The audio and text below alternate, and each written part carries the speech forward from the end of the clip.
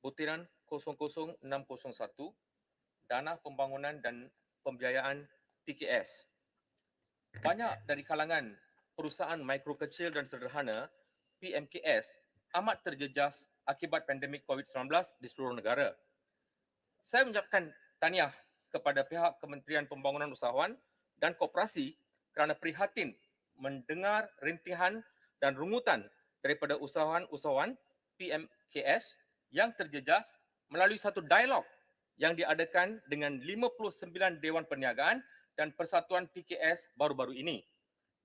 Pertemuan ini melibatkan 34 memorandum dan 42 isu keusahawanan yang perlu mendapat perhatian kerajaan. Menteri telah berjanji akan membawa masalah-masalah yang dihadapi oleh PMKS dalam mesyuarat Kabinet supaya perhatian diberikan oleh kementerian-kementerian dan agensi-agensi kerajaan lain yang turut terlibat.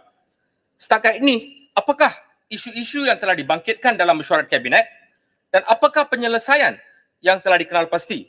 Mohon keperincian Menteri dalam hal ini. Tuan Pengerusi, Perintah Kawalan Pergerakan telah memberikan tekanan kewangan yang besar kepada peniaga dan ini telah memaksa lebih daripada 30,000 PKS menggulung tikar. Saya juga terbaca dalam PKP 2.0 memburukkan keadaan tersebut sehingga 2/3 perniagaan kecil telah ditutup. Ini adalah anggaran yang dibuat oleh Malaysian Retail Chain Association dan saya tidak tahu sama ada statistik ini adalah benar ataupun tidak. Saya mohon penjelasan daripada Menteri. Jadi, saya juga ingin tahu tentang Rental Relief Fund yang dicadangkan untuk membantu peniaga-peniaga kecil. Apakah pendirian kerajaan dalam memperuntukkan dana khas bagi tujuan tersebut dan berapakah jumlah yang telah ditentukan melalui perbelanjaan ini bagi membantu mereka yang terkesan daripada masalah penyewaan ini? Apakah bentuk-bentuk bantuan dan tailor-made strategi yang sesuai untuk dilaksanakan dalam menangani hal ini? Dan bilakah bantuan-bantuan ini akan disalurkan oleh kerajaan? Butiran 040400 Tekun Nasional. Tuan Pengerusi, sejak beberapa tahun yang lalu, kerajaan memperuntukkan pinjaman tekun sebanyak RM20 juta kepada usahawan kaum India. Walau bagaimanapun, jumlah peruntukan telah ditambahkan melebihi 20 juta pada tahun 2020. Begitu juga dimaklumkan bahawa jumlah peruntukan telah ditambahkan melebihi 25 juta pada tahun 2021. Jumlah ini tidak termasuk pinjaman tambahan seperti overlapping dan pinjaman kedua atau ketiga. Ini membuktikan bahawa terdapat permintaan yang tinggi untuk pinjaman tekun dari kalangan usahawan India. Oleh yang demikian, dalam Belanjawan 2022, peruntukan yang disediakan bagi tekun untuk membantu usahawan kaum India telah ditambahkan kepada 45 juta. Untuk pinjaman pertama, tidak termasuk untuk peminjaman tambahan seperti overlapping dan pinjaman kedua ketiga. Saya terima baik tindakan ini. Walau bagaimanapun, saya mencadangkan supaya peruntukan ini ditambahkan kepada RM70 juta bagi tahun 2022.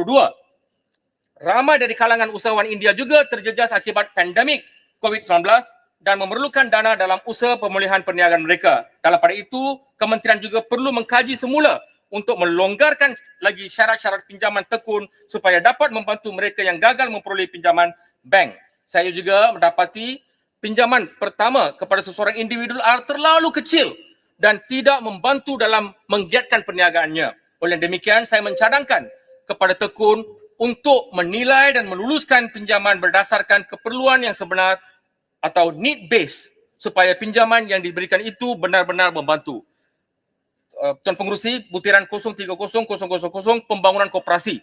Memang tidak dapat dinafikan bahawa sektor koperasi mempunyai potensi sebagai pemangkin selaras dengan sektor awam dan sektor swasta dalam menjana ekonomi negara. Apakah strategi-strategi yang telah dilaksanakan ke arah memperkemaskan pengurusan koperasi yang lebih cekap dan berkesan serta mempelbagaikan aktiviti dalam bidang keusahawanan? Apakah usaha kerajaan untuk menggiatkan semula koperasi-koperasi yang terbantur disebabkan oleh pandemik COVID-19?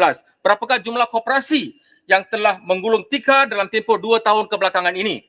Sejauh manakah penglibatan kaum Melayu, kaum Cina, kaum India dan kaum Bumiputera yang lain dalam sektor koperasi dari segi jumlah dan peratusan?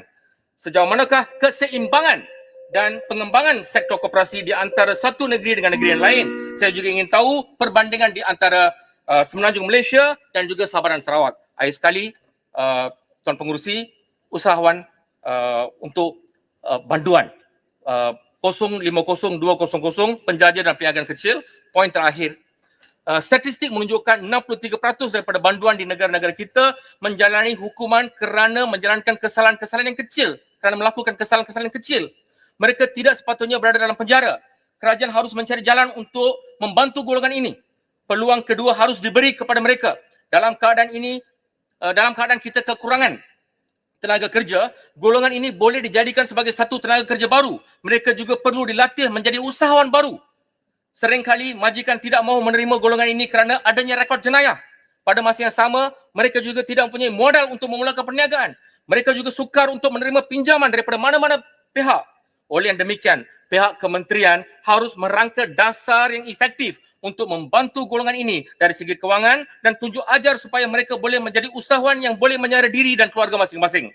Pendekatan ini akan memberi imej baru kepada mereka dan pada masa yang sama menghalang mereka kembali kepada jalan yang salah. Masyarakat juga boleh menerima mereka sebagai seorang yang kembali ke jalan yang betul. Jadi saya mohon supaya satu dana khas diperuntukkan oleh kementerian ini untuk membantu golongan ini supaya mereka juga boleh menjadi usahawan baru. Sekian, terima kasih. Terima kasih, Yang Amat Batu Gajah.